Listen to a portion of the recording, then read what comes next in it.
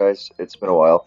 This is a pre-qualifying round game, round two of that, between Austria, mael, and Bangladesh. The winner of this overall series, not just this game, will move on to fight Asia for the 16th slot in this upcoming World Cup of Pokemon. So, we've got Nidoqueen setting up on Jirachi. Even a special offensive set with Stealth Rock would A, likely Stealth Rock first, B, second doesn't KO, and T-Spice can be devastating, so worth taking the hit, because Nidoqueen can still switch out and do what it needs to do with Poison Point. Look, he's got a backup check to Lucario, I was going to say. Anyway, Mixgon, speaking of Lucario, specializes in luring Gliscor with this set. So, mael doing some switching around, and he's just going to be trying to suffocate with hazards. So, the Scarf Jirachi was not as expected from Asim, since it is pretty rare these days, and it's gotten so rare that Lead Aerodactyl and Azel feel comfortable setting Stealth Rock up on it. It is really the new standard, but Scarf Jirachi is still a fine Pokemon, and Nidoqueen Crippled sure is nice, although I think it might be more appropriate death fodder for baiting Draco Meteors in the future.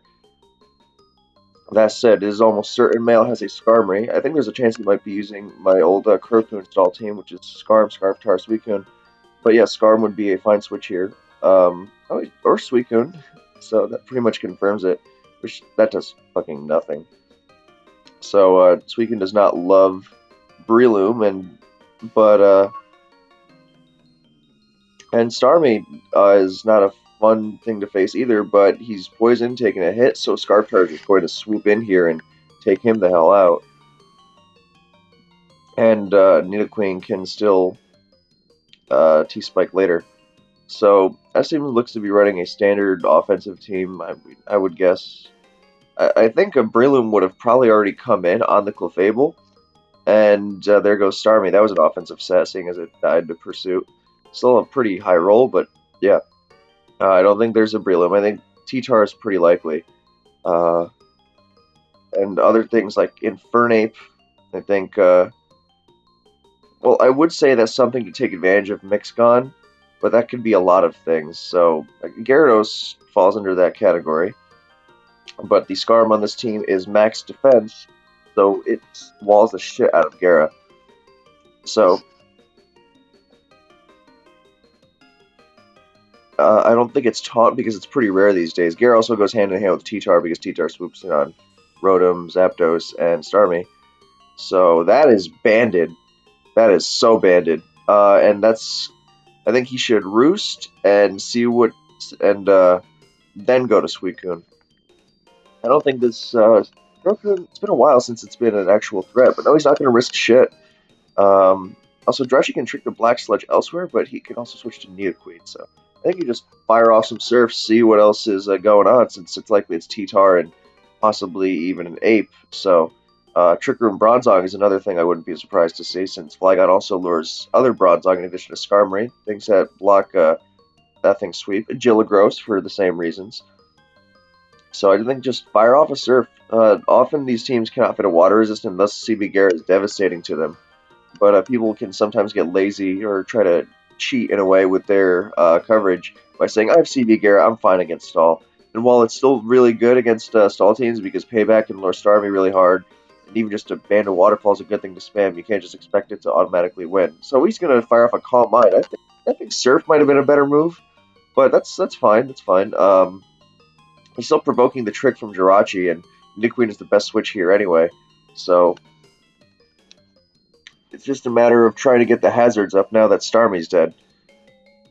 Not like T-Spikes was helping against the threats we've currently seen, although I'm sure he will appreciate them against the Tyranitar, whatever set it is.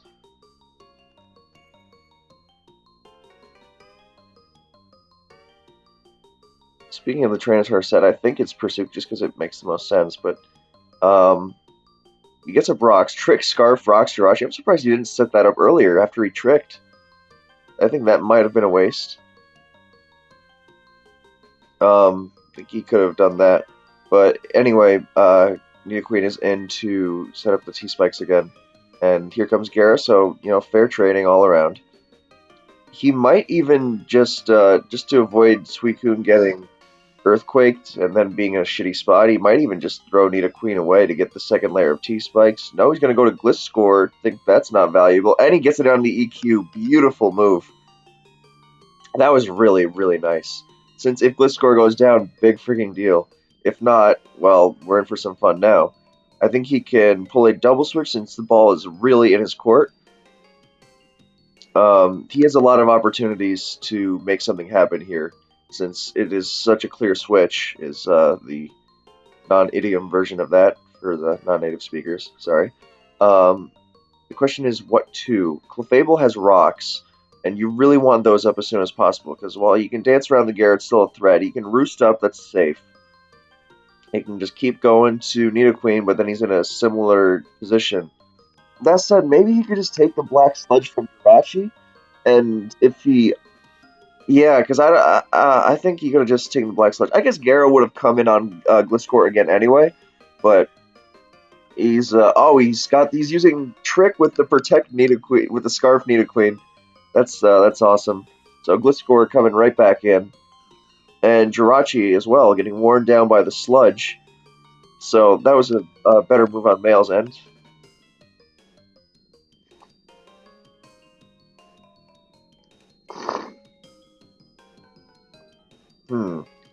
Does he just repeat the scenario? Because I don't think that Asim is going to be appreciating getting the scarf back, because then it's really not good.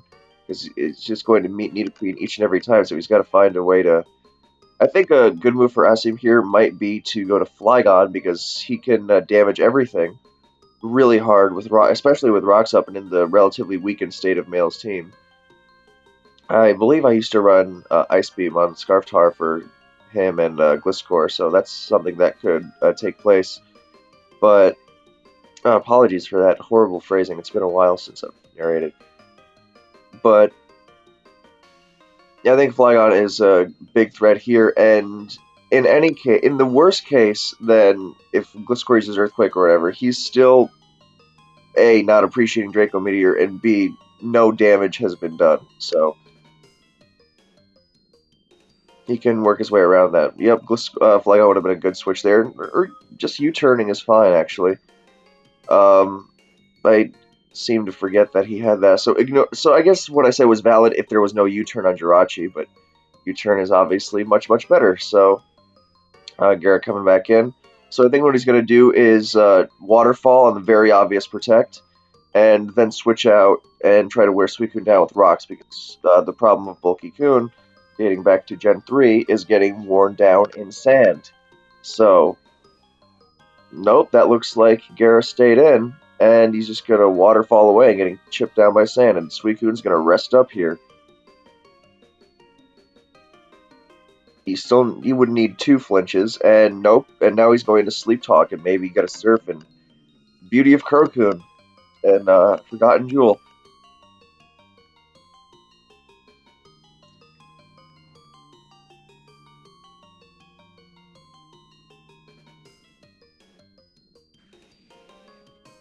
Flygon coming in. I mean, I know I said there was no Breloom, and but this shows you kind of how desperate he is, since this is a really, really big mismatch.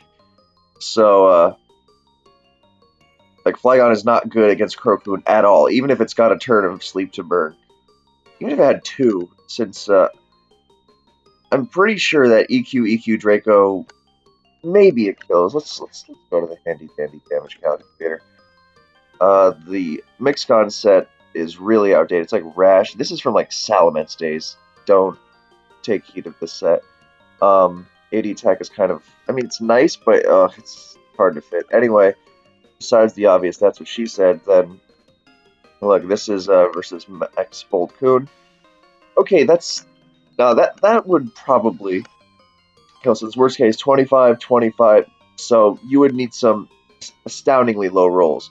But I'm not so sure on this one. Well, he can Calm Mind here. No, he's just gonna rest. No, I'm sorry. If he Calm Minded there was a chance of danger. But this is still not a good one-on-one for the Flygon, since all it takes is well, one non-shitty Sleep Talk, since even Surf is going to do a lot since it's minus SpDef. Now we're in the situation we were in before. If you Sleep Talk Surf here, nope, Suicune is not lucky. The Suicune is a real lazy bones. Anyway, so here's the trick back, and now he can fire off Ice Beams on the switch, or he can protect and... Oh, he's just kind of Iron Head. Okay, so he can go to Suicune, he can go to Scarm, he can stay in and get flinched. I guess he can protect forever, but I don't think that's optimal. I guess he has the chance to... That's one thing, though. He has the chance to kill the Jirachi as opposed to just passively switching out against it. So, yeah, I can see where he's coming from in wanting... If you have a good chance to take it out rather than just switch it out, if it's not at too big a cost to your team, then yeah, go for it. I don't think there's a Shaman, though. Let's see. T-Tar... Infernape is really likely, I think, although the second steal is also kind of to clean up, especially with Gara, T-Tar, and Agiligros. The synergy is just really good. So, I'm thinking Gross or Bronzong. Good move on the Roost there. Spikes aren't going to be helping against this Flygon. Although now he's not looking in the best spot against it. That said, Suicune wakes up here, so he could go to it. I was going to say go to Scarftar on Draco and Ice Beam, and although he can just switch out, and you don't want to pursue it in this situation because it's not obvious enough that you're not desperate, and he Fire Blasts and dies. And Smogtors goes wild, but that's not surprising at all, considering I know it's a max defense Skarmory, but it also took 40% from Band Gara. Like, that was very, very clear to me. So yeah, it does die. It also could have been Rash, but no, physical defense Skarm is frail as fuck, dude. See, look at that. Even if that's 87.5% on the calc. That if it's 93.8 if zero SpDef. So anyway, Suicune is still looking like a major threat, especially now that he can use Surf. Well, let's go to the... This is discounting the possibility of a few SpDef EVs, by the way, since it's likelier. People often just chuck leftover EVs in speed. But yeah, see, EQ, let's say 30 plus 55 and max roll. Yeah, so he's not going to die to EQ Draco. That would be kind of absurd. And so just use Surf for God's sake. Oh, yeah, well, let's check out some Band Gara calcs. Yeah, as you can see here, it's not going to be doing very much. And +1 Surf is with Sand, but not quite enough. Or he's just going to Calm Mind, and you can... another beautiful thing about Crocoon is its ability to pressure stall instantly. So, although he would really prefer to not go that route against the Gara, and instead just Sleep Talk to Surf here. Maybe, because he's got... well, he dies in a few Sand turns, so he's got 5 EQs left. Oh, Blissey! I didn't think anyone saw that coming.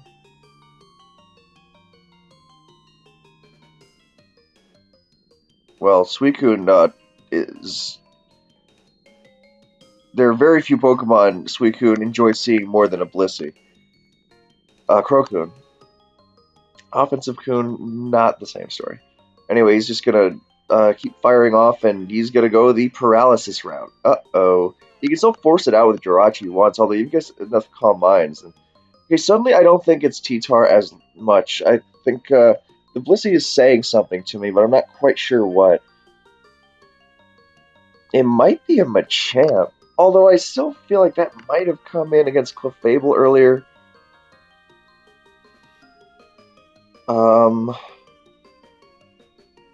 I guess he wants to get to a point where if he sleep talks, if he gets locked in a surf, he can just sweep with it.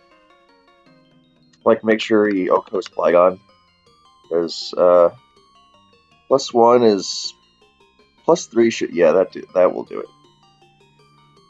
So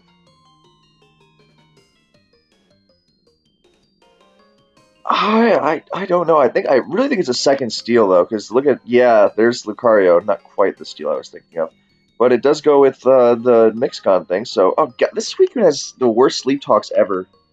Have you seen this?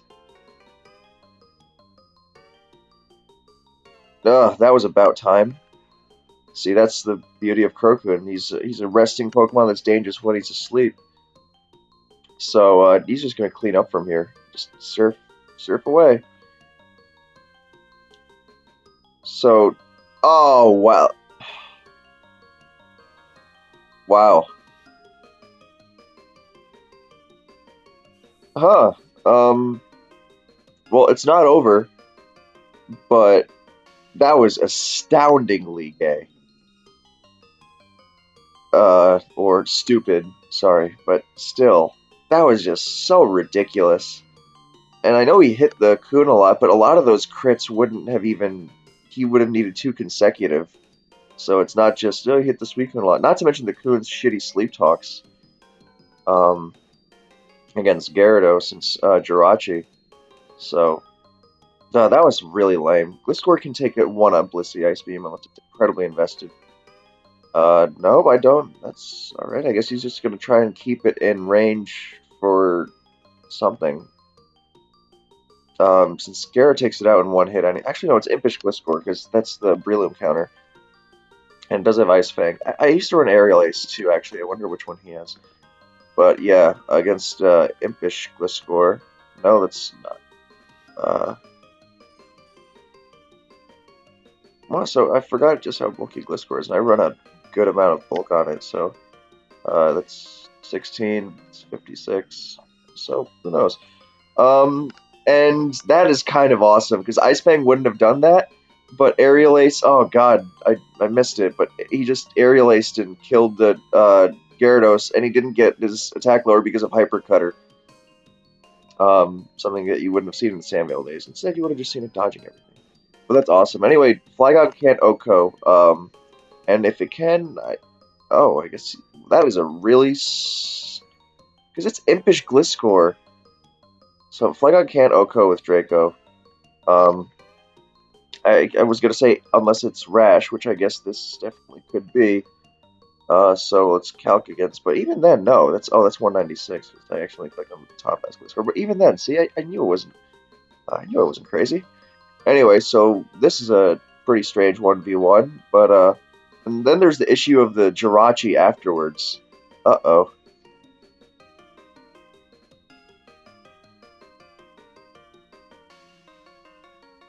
But this is still a 1v1 Gliscor kind of likes, so I think he might not want to. I don't know. He might not want to. If he has ice on the Scarf Tower, I think it's definitely wiser to um, preserve Gliscor's health for the Jirachi. Hmm.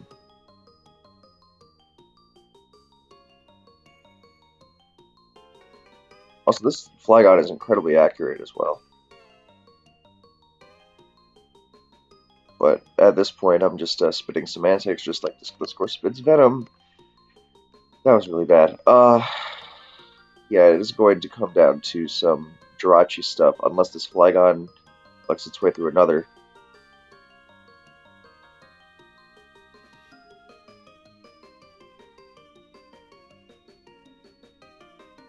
Oh my god. Last Fire Blast, too. Nice move, though, 'cause I think what he's going to do is he's going to finish it off for Scarf Tar, and then he's got to somehow break on through to the other side. No, he's going to have to avoid the Jirachi. So now he's more in a Gliscor can suck it place, but look at that tanky ass Gliscor. I think there must be SpDef in that too, because see that's less than 0 SpDef, but it is rash because it's slower than Gliscor, and you wouldn't run plus speed slower than Gliscor. But even if you were plus speed at all, you'd have to be plus speed slower than neutral Gliscor, which is just obscene. Because this Gliscor is impish, unless mael changed it. It needs, I don't know.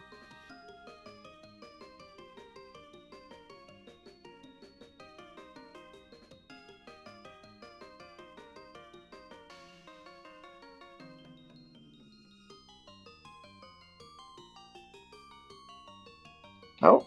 I mean, ridiculousness of this game aside, how often do you see Flygon Earthquake in Gliscor? So that's kind of beautiful. Um, hmm. I wish I had more insight at this point, but it's pretty clear cut. So I will say this is a pretty interesting game, and I like both teams. Well, of course I like mael's team, but I did like the use of this whole unexpected. This certainly threw me for a loop, so I'm pretty sure it would surprise most other people. But I think I mentioned earlier the Mixgon #1 Luke partner, but I didn't think he'd actually have a Luke. Nice move! Wow, wow, that was really really nice.